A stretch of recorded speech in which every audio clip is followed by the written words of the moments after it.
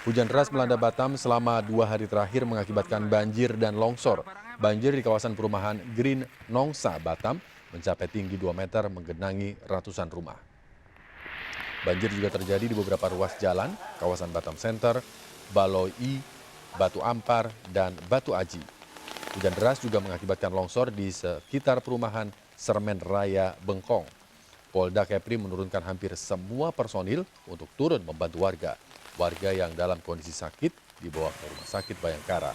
Warga diminta waspada karena cuaca buruk di Batam diperkirakan berlangsung hingga beberapa hari mendatang.